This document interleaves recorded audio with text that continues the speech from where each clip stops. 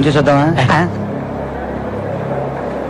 Case పూర్వాపరాలు సాక్ష్యాధారాలు పరిశీలించిన మీదట ఐపీసీ 307, 302 సెక్షన్ల క్రింద సదరు ముద్దాయి అయిన ఘాట్ల రంగనాథ్ ఉరఫ్ రంగాను ఉరి తీయవలసిందిగా ఈ కోర్టు తీర్పు చెప్పడమైనది.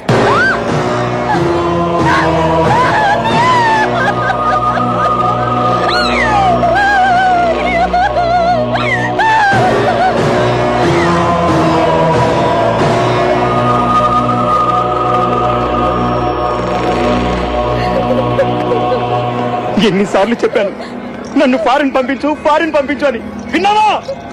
పెళ్ళం పిల్లల్ని చూసుకో, నీ సంగతి నేను చూసుకుంటానన్నావు. ఇప్పుడేమైంది? దాన్ని శాశ్వతంగా వదిలేసి వెళ్ళిపోతున్నాను. చూసుకో, నీ చెల్లెల్ని నువ్వే చూసుకో. ఇక దానికి ఎవరున్నారు?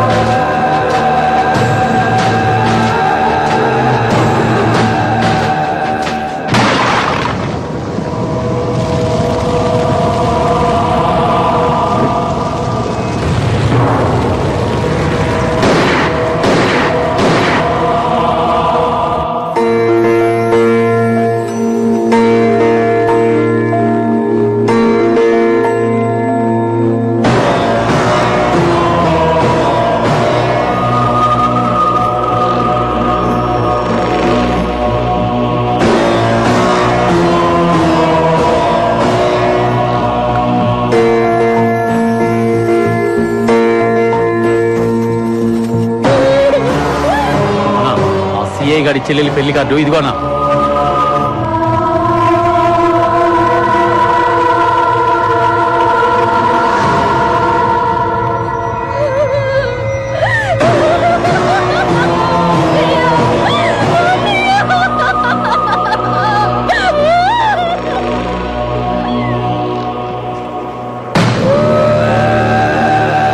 నా చెల్లిని విధవం చేసి వాడి చెల్లికి పెళ్లి ఏర్పాట్లు చేస్తాడా? వాడి చెల్లి మెళ్ళలో తాలి పడగానే దాని మొగుడిని లేపేసి ఆ సీఏ ఆ చిన్నగాడి చెల్లిని ముండమోయిస్తాను. ఒక చెల్లికి ఇలాంటి పరిస్థితి వస్తే ఒక అన్న ఎంత కుమిలిపోతాడో వాళ్ళకి తెలిసేలా చేస్తాను.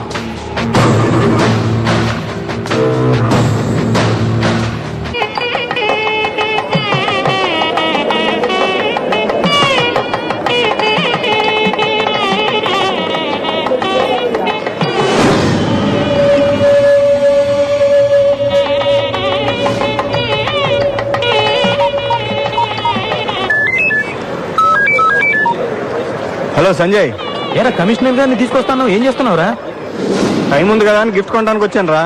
ఇక్కడి నుంచి కమిషనర్ ఆఫీస్కి వెళ్ళి ఆయన తీసుకొస్తాను. ఓకే సర్లే, త్వరగా రా. నన్ను మీరు కమిషనర్ ఆఫీస్ దగ్గర దింపేసి వెళ్ళి తర్వాత నేను పెళ్లి చూసుకుని అక్కడి నుంచి.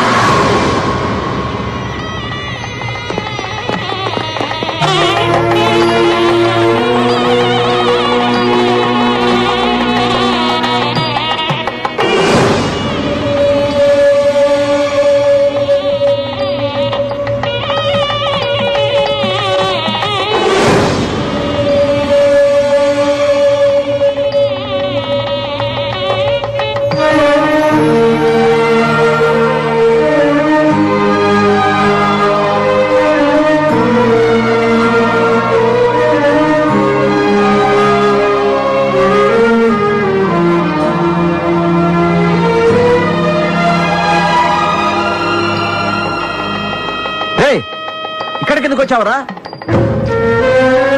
చెల్లి పెళ్లిగా తాతయ్య చూసి వెళ్ళిపోతాను. శుభమాన్ నా కూతురు పెళ్లి జరుగుతుంటే నువ్వెందుకు ఇక్కడికి వచ్చావు? వెళ్ళిపోరా. దూరంగానే నిలబడి చూసి వెళ్తాను నాన్న, కాదనుకో. హలో, ఇది నా పెళ్లి. నీలాంటి వాళ్ళకి ఇక్కడ రావడం నాకు ఇష్టం లేదు. వెళ్ళు. ఎక్కడికంటే అక్కడికి వచ్చి నన్ను ఎంతో బాధ పెట్టావు. కనీసం పెళ్లిని సంతోషంగా చేసుకుని నేను చూస్తేనే నాకు అసలు వెళ్ళిపో. సంజయ్, ముందు వీడిని బయటకు గంటేరా. ఏరా, నీకు ఎన్నిసార్లు చెప్పిన బుద్ధి రాదా? బయటికి వెళ్ళు. ఇంకా నిలబడి చూస్తావేంట్రా? పద.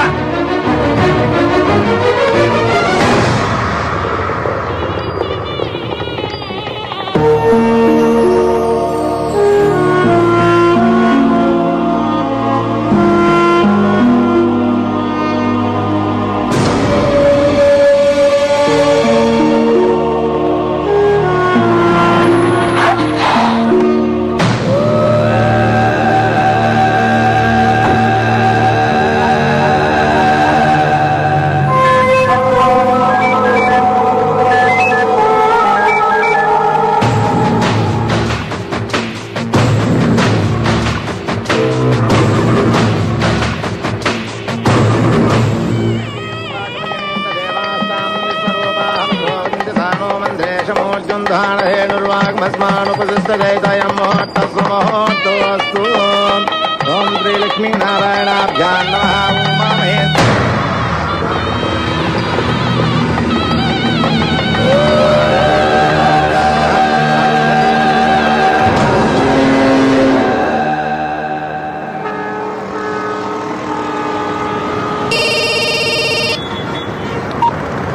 హలో, నేను సుబ్బరాజుని మాట్లాడుతున్నాను.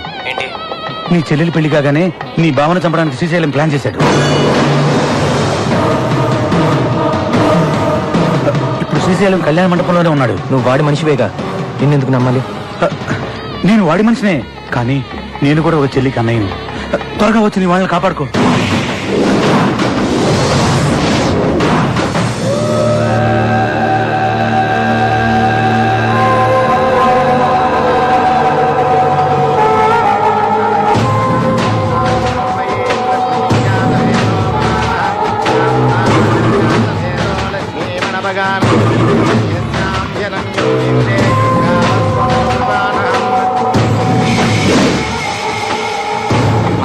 కానివ్వండి.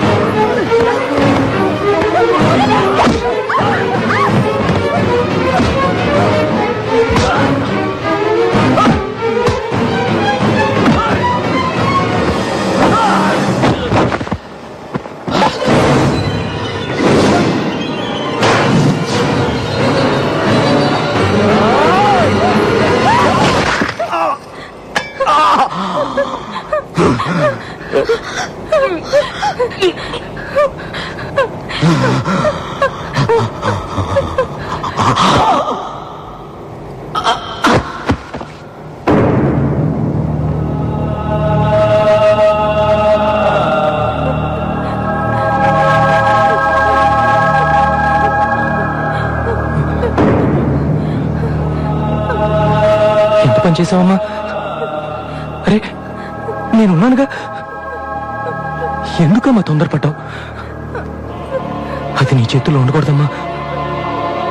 నాకిచ్చేయమ్మా. ఎవరికి చెప్పొద్దమ్మా, నాన్నకి తెలిస్తే తట్టుకోలేరు. నేను చేశానని చెప్పమ్మా. నేను చేశానని చెప్పు. నాకిచ్చే నా మాట విను. ఇద్దమ్మా. ఏంట్రా ఏంట్రా నువ్వు చేస్తున్న పని? అమ్మా చెల్లి కదమ్మా, పాప అమ్మా. చెయ్యని తప్పుకి నువ్వు ఒక్కసారి అనుభవించిన శిక్ష చాలు. మళ్ళీ అదే పని చేస్తున్నావేరా? ఊరుకో అమ్మా, అదంతా ఇప్పుడు ఎందుకమ్మా? ఊరుకో ఊరుకో.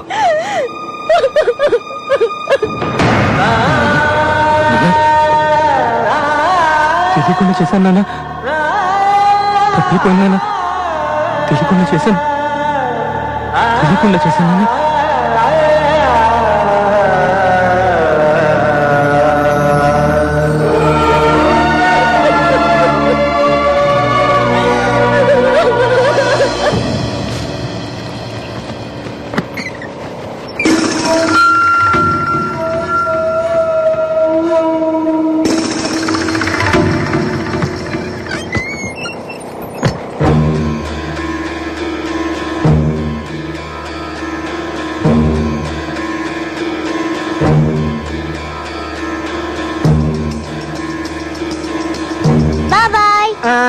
నువ్వు ఆడుకోమ్మా.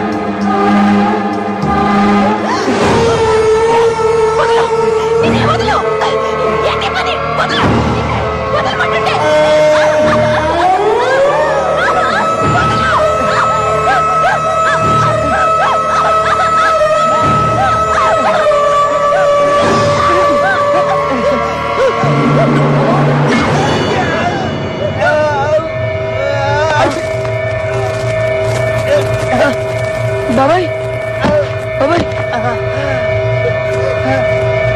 బాబాయ్ బాబాయ్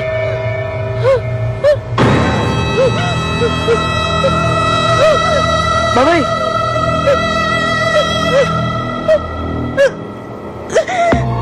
అమ్మా అది ఇచ్చేయమ్మా. ఈ విషయం ఎవరికి చెప్పకమ్మా. బాబాయ్లో చేశారని తెలిస్తే నాన్న భరించలేడమ్మా. అమ్మా నువ్వు జైలుకి వెళ్తే అందరూ తప్పుగా అనుకుంటారమ్మా. అమ్మా అన్నేం చేశానని చెప్పమ్మా. అది ఇచ్చేయమ్మా, అది ఇచ్చేయమ్మా. అమ్మా ఇవ్వమ్మా, ఇవ్వమ్మా, ఇవ్వమ్మా.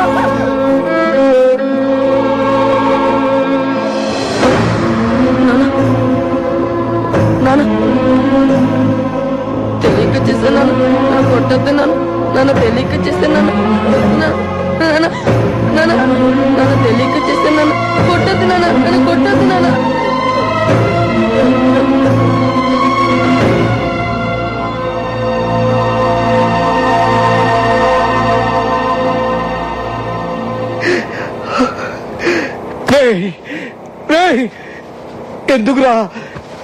ఎందుకురా ఎవరెవరో చేసిన నేరాలన్నీ నీ ఎత్తి మీద వేసుకుంటున్నావు? ఎందుకురా చెప్పు. ఎవరెవరో అంటావండి నాన్న? నా అమ్మ నా చెల్లికేగా, నువ్వేగా చెప్పావు వీళ్ళంతా నా వాళ్ళని, మన కుటుంబానికి చెడ్డ పేరు రాకుండా నేనే చూసుకోవాలని. చెప్పాను కానీ నువ్వెందుకు చెప్పలేదు? జైలు నుండి తిరిగి వచ్చిన రోజుల్లో చెప్పొచ్చు కదా. నిన్ను ఎన్నోసార్లు అవమానించి బాధ పెట్టావు, అప్పుడన్నా ఎందుకు చెప్పలేదురా? కస్తూరి, నువ్వన్నా చెప్పొచ్చు కదా. ఏం చెప్పమంటారు? ఏం చెప్పమంటారు? మాట్లాడితే మీ తమ్ముడిని నా పెద్ద కొడుకు లాంటి వాడు అంటుంటే ఏం చెప్పను? మీ పెద్ద కొడుకు వచ్చి నా చెయ్యి పట్టుకున్నాడని చెప్పనా?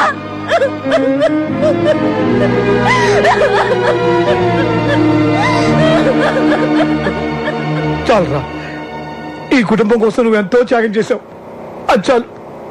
ఇక మీద నువ్వు సంతోషంగా ఉండాలిరా. కింద పడిరా. నా మాట విను. ఏం జరిగిందో తెలుస్తుంది. కింద పడిరా. మాట విను. నా మాట వద్దు. చెల్లి బావతో సంతోషంగా ఉండాలన్నా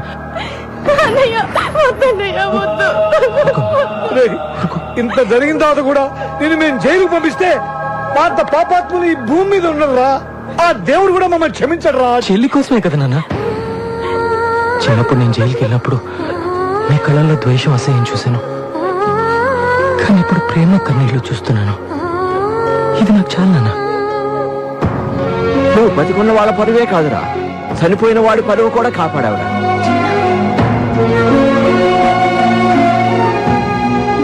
ప్రేమించి నేను కూడా నిన్ను అపార్థం చేసుకున్నాను. సారీ.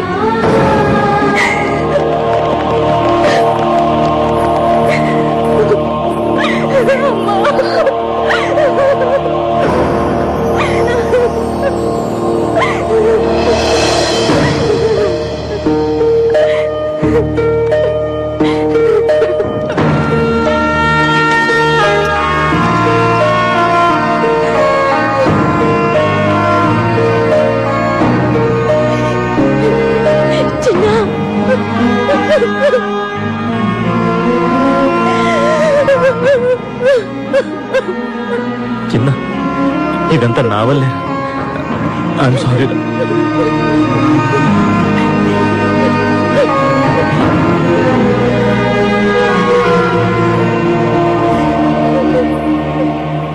నాకు చిన్న ఆశ నాన్న.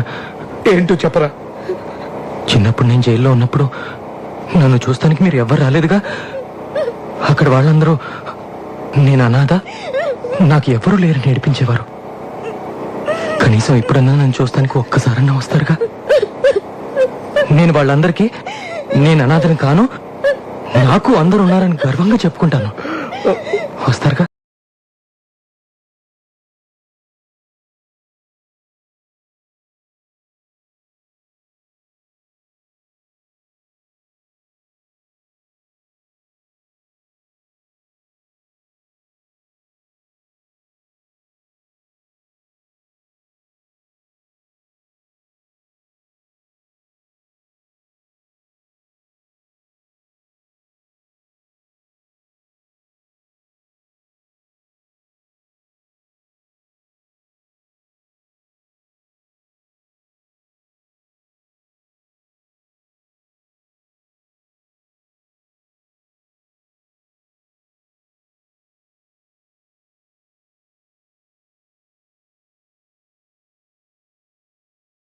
శ్రీశైలం సిఐ సంజయ్ కుటుంబాన్ని చంప ప్రయత్నించినట్లుగా భావిస్తూ కుటుంబ రక్షణ కోసం చిన్నా చేసిన ప్రయత్నంలో శ్రీశైలం చనిపోయినట్లుగా కోర్టు వారు నమ్ముతూ చిన్నాకు 2 సంవత్సరాల కారాగార శిక్ష విధించడమైనది.